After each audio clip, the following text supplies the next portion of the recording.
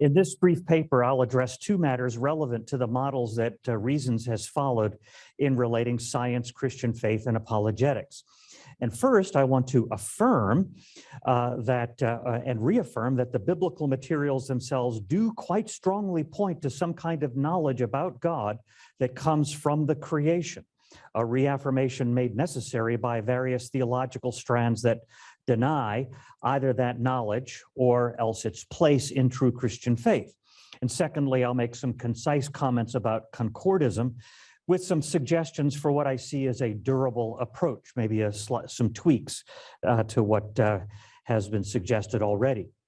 And owing to limitations of space and time, I must needs be brief, but I'll supply references in my full paper to works that will support my points more fully. But before I begin, I want to start with some definitional preliminaries. St. Inigo Montoya is my guide here. If you keep using that word, and I do not think it means what you think it means, we can have difficulty having a conversation.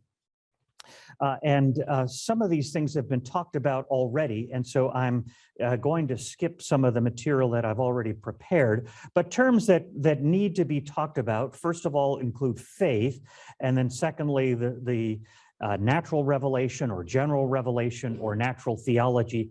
I use the term natural revelation, and I'm not trying to be aggressive or irritable or anything like that, but you won't have any difficulty with what I'm doing here. But I'll go ahead to the question of faith. In the 19th century, it became common to assert that Christianity is a life and not a doctrine, and that faith centers on a person and not a proposition. And of course, this is a false antithesis, a product of zero-sum game thinking. Charles Hodge put it clearly, that the object of true faith is both a proposition and a person. Christianity, objectively considered, is the testimony of God concerning his Son. Bless you. It is the whole revelation of truth contained in the scriptures concerning the redemption of man through Jesus Christ our Lord. Subjectively considered, it is the life of Christ in the soul, or that form of spiritual life which has its origin in Christ, is determined by the revelation concerning his person and work, which is due to the indwelling of his Spirit. So, and then Hodge goes on to insist that faith has content. And one of the ways in which the biblical writers can talk about the objective side and the subjective side, typically the objective side can be designated as the faith, and the subjective side can be designated simply as faith. And more from Hodge there, which for the sake of time, I will simply skip. Now, I'm focusing on how a person comes to grasp this content, whether as the initial movement of conversion or the nurturing of infant-style faith. Yes, I count myself amongst those who think that infant faith is a real thing. Space forbids me addressing any of the controversies about how a person comes to entrust himself or herself to the Lord, except to say that we must so entrust. I'm sure that one aim of the biblical writers is to strengthen the subjective faith of their audiences by clarifying and expounding the objective aspect of the faith. And we can think of the faith as having at least 4 components, and I'll label them this way, just maybe that's arbitrary, but the first is what we can call the natural philosophical. It includes beliefs about nature and metaphysics, such as what God is like, what the world's like, how God is active in the world, whether we can know God and the world at all. And then there's what we can call the redemptive historical aspect, particular historical events in which God has been forming, protecting, and purifying a people of his own, such as calling Abram out of Ur of the Chaldees, delivering Israel from Egypt and giving them the promised land, setting up the dynasty of David, bringing Jesus into the world to be born, to die, to rise, and eventually to return. Then third would be the ethical side, the principles of good behavior for loving God and loving our neighbor. And fourth would be the experiential aspect, what it feels like to walk with God, to know his fatherly love and care, to hope for everlasting glory, to struggle with sin, fear, pain, and doubt, to learn how to love our neighbor. Now, in my understanding, and this is traditional amongst Christians and Jews, as a matter of fact, natural revelation will come to bear primarily on the first and third of these, the natural, philosophical, and the ethical. And there'll be some impact potentially on the second and the fourth, but the first and the third will be primary. And then the matter of concordism is a little bit more complicated, as I hope soon to show. So let's talk then about the question of whether natural or creational revelation is biblical. In my book, Science and Faith, published in 2003, I strongly affirm that the biblical writers do indeed indicate that God has left his fingerprints in his creation, and that these fingerprints can play a role in our apologetics. I'll summarize my position here and also show briefly how my thinking on the matter has developed in the 20-odd years since I wrote all that. So many discussions of God's self-revelation in the creation begin with passages such as Psalm 8, when I look at your heavens, we all saw that displayed a few minutes ago, or Psalm 19 and verse 1, the heavens declare the glory of God, and the sky above proclaims his handiwork. This, we might suppose, is unequivocal. However, there is a twist. If the Psalms are, as they present themselves as being the hymnody of the gathered worshipers of God's people, then the people singing about this declaration already believe in God. So, should we conclude that believers alone perceive the testimony of the heavens, or even worse, that there is no testimony apart from what believers put there? Well, several texts indicate that these Psalms, as a matter of fact, do refer to a testimony that is objectively there. These texts specifically arise from an era in which the people of God confronted the higher culture of the Hellenistic world, the Greek-speaking world that came after the conquest by Alexander the Great. And they include, from the intertestamental period, the work called The Wisdom of Solomon, and he has a section where people should have concluded from the creation that there's a creator. And then well-known passages in Acts 14, a speech of Paul, where he speaks of God having left a witness or a testimony to the Gentiles. Acts 17, the Mars Hill speech. Romans 1 and verse 20, which I'll say a little bit more about in a few minutes. And then Romans 2, 14 and 15 about the conscience. Romans 1 and verse 20, quoting from the English Standard Version there, for his invisible attributes, namely his eternal power and divine nature, have been clearly perceived ever since the creation of the world. Now, the ESV margin, clearly perceived from the creation of the world, I'll argue is actually a better rendering, in the things that have been made. So they are without excuse. As it's usually read, this refers to the created world's testimony to its maker, a testimony available to all humankind, a reading supported by Paul's use of Psalm 19 and verse 4 in Romans 10 and verse 18, where their voice has gone out into all the earth, their voice, namely the voice of the heavens. This testimony should allow human beings to infer a creator. In fact, if they do not, they're blameworthy. But this inference, while true knowledge would not be saving knowledge, though, as Paul shows in Acts, it can be the first step to such saving knowledge. There are alternative positions, however. What I articulate is, to the best as I can tell, the mainstream position with traditional Christians and Jews throughout their history. But there are important dissenters. Some of these dissenters are influenced by the Swiss theologian Karl Barth, who moved from German liberal Christianity to a form of what is called neo-orthodoxy. And he's highly regarded among many contemporary evangelicals, and especially those who are theologically reformed. That's my family. The Barthian commentator, Charles Barrett, C.K. Barrett, to lesser lights, but he insists that in Romans 1 and verse 20, Paul does not teach that there exist rational means of proving from creation that God exists.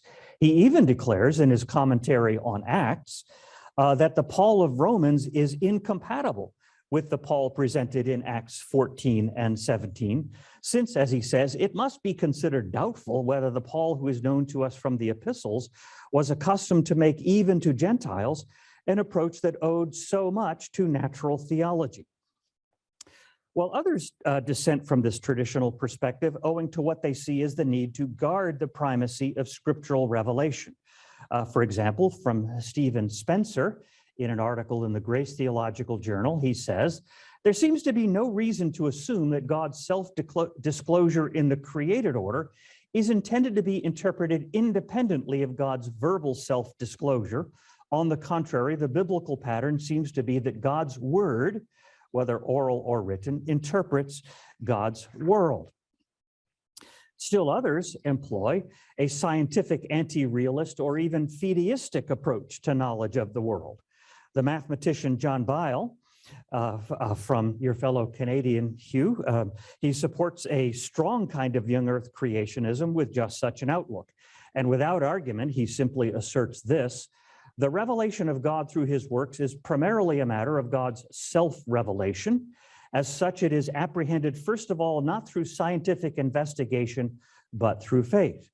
The knowledge does not depend on logical proof or scientific argumentation. It is much more direct. Man made in the image of God cannot look upon the things of nature without immediately perceiving them as the work of God. That is to say, he's denying that there's a process of inference going on. So I suggest that we treat these other perspectives as interpretations, which might or might not be good. And we can therefore propose ways to put these positions to the test. And we can see that the appropriate test for them is an empirical one. Does the behavior of the biblical writers actually support the position? Put it another way, do the biblical writers agree with Vizzini that Plato, Aristotle, and Socrates were morons? It's generally recognized that the two speeches in Acts represent Paul and company making contact with Gentiles in order to lay the groundwork for a more full evangelism. And in my book, Science and Faith, I pointed out the way in which the Paul of Acts 17 has interwoven several passages from the Greek translation of the Hebrew Bible into his speech. It's also well known that the early church, like the Jews before them, related their biblical faith to some of the philosophical ideas in the Greek-speaking world. And some critics have claimed that this compromises the Hebraic nature of the biblical faith. Well, I've been carrying out a number of studies since I wrote that book back in 2003, and I've published some of them. And in these, I've discovered that the apostles seem to be making more use of the scientific, philosophical, and theological trends in their environment than has been commonly accepted. In some cases, these are simply points of contact to get the conversation started. In others, they provide a useful paraphrase for a biblical idea. And sometimes that opens up fresh avenues for theological articulation. Now, mind you, this can be argued for the Hebrew Bible as well, as it critically appropriates material from its pagan environment. But that's a larger discussion that I'll leave aside for right now. These connections are easier to establish for the apostolic writings, and I'll give you a few examples. So, for example, in Romans 21, 26, and 27, where Paul is talking about the natural and contrary to nature relations having to do with same-sex relations as opposed to heterosexual relations, that's not terminology that comes out of the scriptures as Paul was familiar with them. That is terminology, however, that you will find in Plato and Aristotle. And so Paul is agreeing with the biology there. That is to say, it takes the complementary matching of the male and the female in order to produce a baby. That's what makes it unnatural, namely procreation is left out of the picture altogether. In 1 Timothy 6 and verse 10, the love of money is a root of all kinds of evils.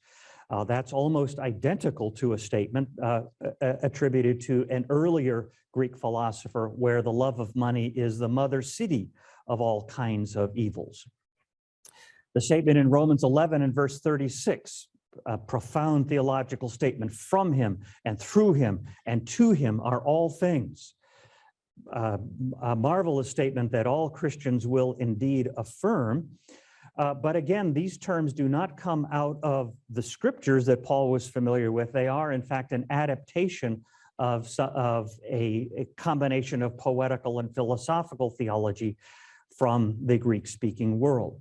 The term providence, which matters so much to us, a term which we would affirm, and certainly the notion is there in the Hebrew Bible, but the term is not.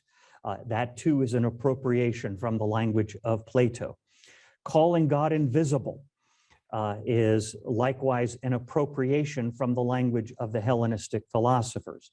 And in Colossians 1:17, in him all things hold together. In Plato's creation story, the Timaeus, God put all things together and he holds all things together. And Paul has appropriated that terminology and attributed it to Jesus. So and then in 2021, I published a study on Romans 1 and verse 20, which was largely focused on grammatical issues, but the outcome of it should set the conventional reading of it on a solid footing. At least the objections that have been raised will lose their force. The word that is translated since in most modern English versions can also mean from, which is how the traditional English Bible has it, and the ESV margin follows it. Well, which of these is right? Well, in answering a question like that, we don't treat words in isolation, but in the combinations that we find them in. In my essay from 2021, I argue that there is a substantial attestation of the combination of this word from with words in the general meaning of clearly perceived to indicate the source from which one draws a conclusion. That is to say, I'm sure that the ESV margin is right, and this is how the early Greek-speaking church took it, namely, clearly perceived from the creation of the world, from observing the creation of the world, one makes an inference, a conclusion. Now, as it turns out, the Greek work by a fellow who is now called Pseudo-Aristotle, this work was once attributed to the philosopher Aristotle, and nobody thinks so anymore. It's usually considered to be much later. And it's on the cosmos. It seems to be behind some of Paul's texts. The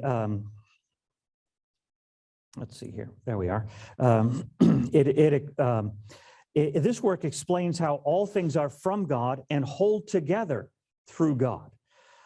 And then he also goes on to say, this one should also think about God, who is strongest in power, fairest in beauty, immortal in life, outstanding in excellence, because though he cannot be seen by any moral being, he is seen from the works themselves.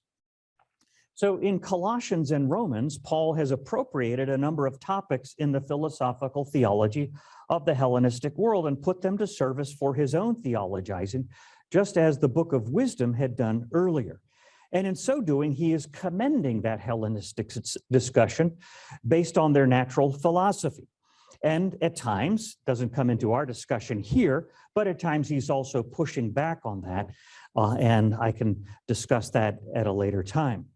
So I argue as well that also in Romans, the conventional reading of Paul as endorsing the Gentiles' moral knowledge by nature in Romans 2:14 and 15 is right. But again, I will leave that to another time as well. So it seems that these early Jews and Christians who thought it fitting to point to the Creator based on the evidence of his works in the creation were in tune with the biblical writers themselves. And in a few minutes, I'll see what we can do with this, but there's another matter to consider first, namely the question of concordism, which has been brought up. And so there can be no doubt that the biblical writers base their theology on what they want us to think of as actual events, namely on history. To use terminology from linguistics, they want their audiences to believe that they are referring to these events, talking about actual events. Well, this raises the question of concordism, to which in which we aim to match what we find in the Bible to things we conclude from other studies. Ken Keithley mentioned his namesake Ken Kitchen, a scholar of the ancient Near East who specializes in Egypt. Dr. Kitchen strives to match biblical stories with what we can ascertain from stories in ancient Near Eastern history. He especially thinks, for example, that the Pharaoh of the Exodus matches well with what Egyptologists know about Ramses II, and therefore he has to explain how the Bible fits with this time period. There are some issues there because of the dates of Ramses and what many people think are the dates implied by the biblical materials. But Kitchen, in my mind, can be very persuasive. In the same way, we try to match what we read in Matthew's gospel about King Herod the Great with what we find in other sources from the Greco-Roman world, such as Josephus. And we can establish the credibility of Herod's suspicious nature and his ruthlessness. So these efforts gain their interest because the faithful believe the Bible to be historically referential. And at the same time, there are efforts involved because the Bible writers can refer to their events with varying levels of detail and pictoriality.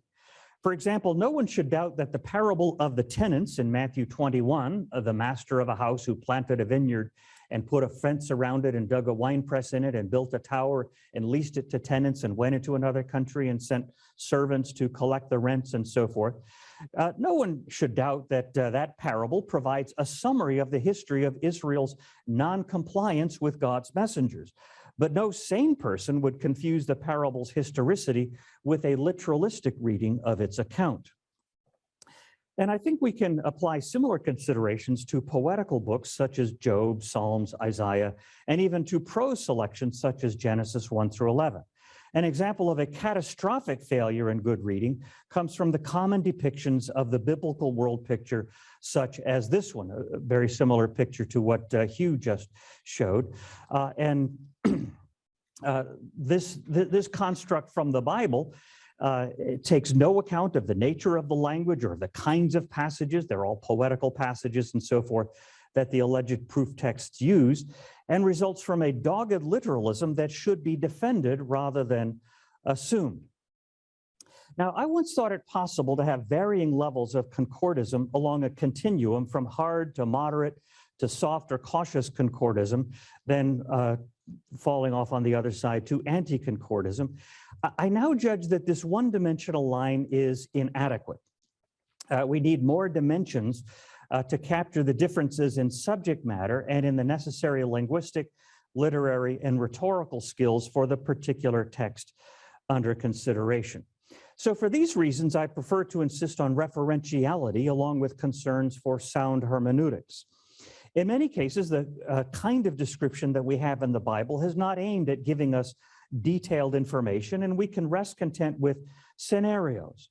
Here's a way that the biblical events could conceivably have happened, and so forth. Well, not all scenarios are equally valuable, and we would then assess our preferences for one scenario over another based on our epistemic cost-benefit considerations. For example, I just listened to a lecture from the Egyptologist Jim Hoffmeyer on the location of Sinai, the location of Mount Sinai, and there are several candidates. And there are ones that you can exclude, but there are others that are reasonable possibilities and so forth. All of us, at least I am, certainly happy with the notion of the Big Bang as a physical description of the creation from nothing. And being a Calvinist, I would like to suggest that from Calvin and Hobbes, we replace Big Bang with something like Jaimonga Space Kablooey, and we'd have something a little bit more colorful. But in any case, so let's move on then to talk about the place of the place of the sciences in natural revelation and ministry. And no doubt natural revelation has a connection to the sciences and philosophy, the disciplines that systematically study the world and how to think about the world. On the other hand, they aren't the same thing. First, because both the creation and the Bible address themselves to every man and not just to the learned. And this means that one need not be a scientist or philosopher to receive either revelation. Second, the goals of the sciences and philosophy aren't limited to seeing what the creation reveals about its creator, and this applies even when the scientist or philosopher is a Christian. So the relationship is one of overlap, And this certainly means that the sciences and philosophy will speak to natural revelation, and the question is how? Well, as I indicated above, I think that natural revelation will primarily come to bear on the components of the faith that have to do with natural philosophy and ethics. Now, I'm focusing on the natural philosophy component here and leaving the ethics aside for the moment. In light of suggestions about referentiality and the Bible's focus on history, I suggest that the sciences will largely come into play in places that have to do with how we tell the world's story, especially at the front end of the creation, fall, redemption, consummation storyline. How the world began, why it seems so suitable for human life, why it's so amenable to scientific and mathematical reasoning. These considerations might be less relevant when it comes to many other matters, the scientific considerations. So, for example, the philosopher Plato in the 4th century BC in Athens wrote a philosophical creation story, the dialogue that we know as the Timaeus. And the Greek-speaking Christian writers, Theophilus of Antioch in the 2nd century and Athanasius in the 4th century, discussed the differences between Plato and Moses on the matter of creation ex nihilo. Now, they both thought Plato and Moses were talking about the same events. They thought Moses had a better take on these events. Although it was common as far back as Aristobulus, another figure in Judaism in the 2nd century BC, it was common to claim that Plato learned his wisdom from the books of Moses. Christian authors usually exercised a critical appreciation of Plato. Theophilus and Athanasius both attributed to Plato the scientific and philosophical notion that matter pre-existed the creation, being virtually co-eternal with God. For all their high regard for Plato, they rejected this position, both because they found it inconsistent with Plato's larger views, and because they found it inconsistent with biblical teaching as well. In fact, Athanasius, in his work on the Incarnation, quoted Plato's own affirmation of divine goodness and turned that right back on Plato to show that the philosopher was inconsistent with his own stated views. Had he been fully consistent, he would have arrived at the ex nihilo doctrine, so Athanasius says. Also, Athanasius, in a couple of apologetic works, he appeals to Romans 1 verse 20 and Colossians 1:17 and argues for creational monotheism, that is to say, one God, the maker of all things, from the way that the world works, namely its potentially disparate parts work together as a system. And this implies that there is one will that rules the world, monotheism, and not many wills, which would result from polytheism. And were there many wills, we would have confusion. Or if we had no will, which is the position of atheism and Epicureanism, everything would fly apart because it would simply be chaotic. Well, I judge Athanasius's approach to be sound and again some of its persuasiveness from its intuitive nature. Now, further, no serious Christian or Jew need fear that somehow the development of the sciences will somehow jeopardize the faith by showing that natural processes are adequate to account for everything we see. They surely are not.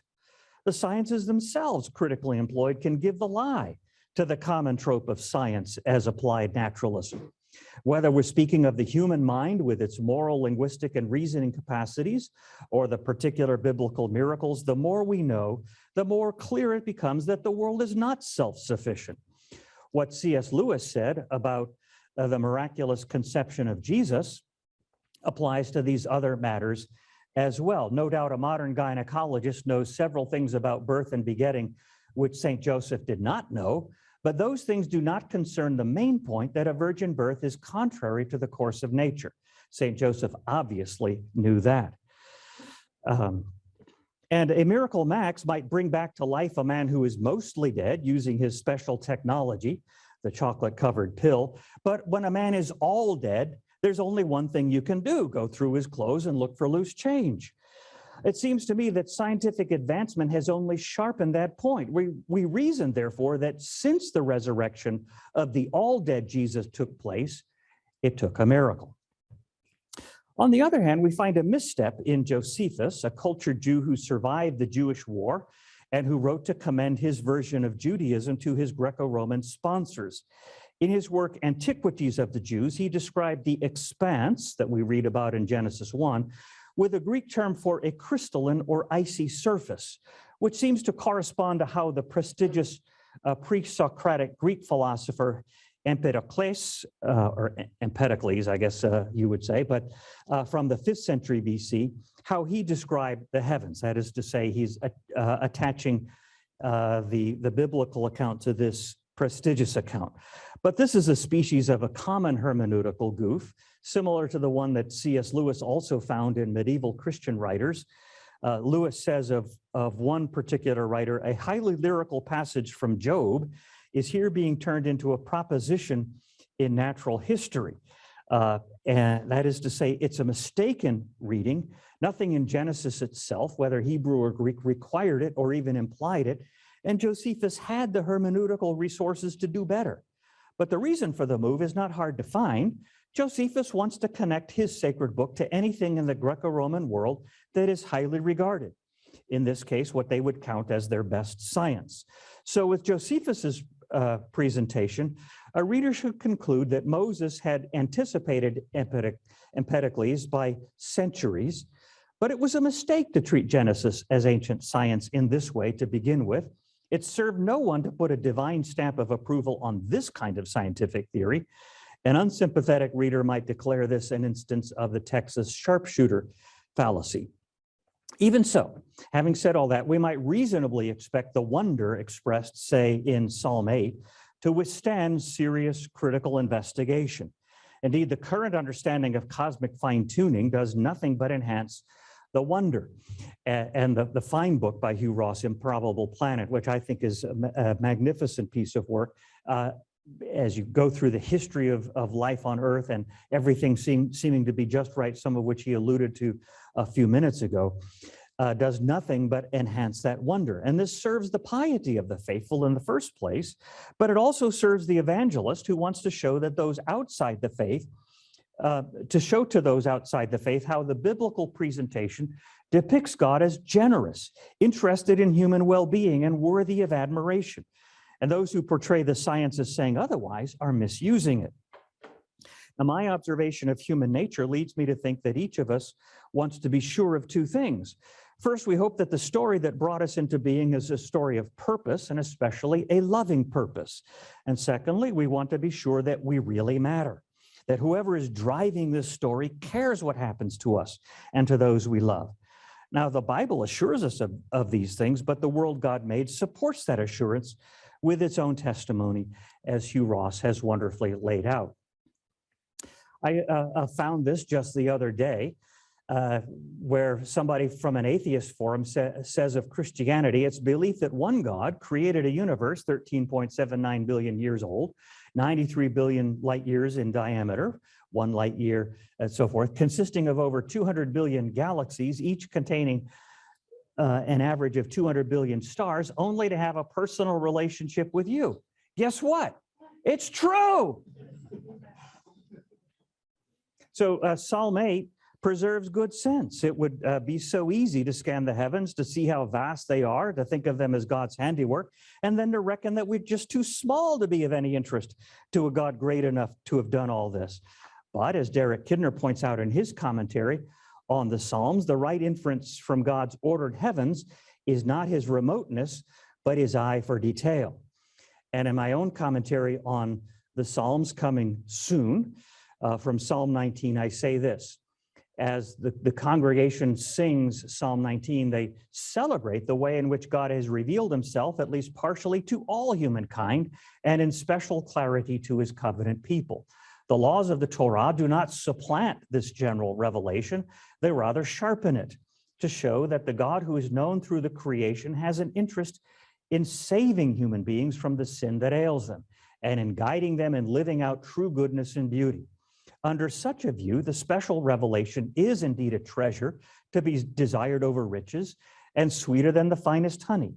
Thus, the faithful will not rest, smug in their superiority to the Gentiles or to the less faithful within Israel. Rather, they will offer their lives at the deepest level, afresh to God for his transforming work. And may it be so with us.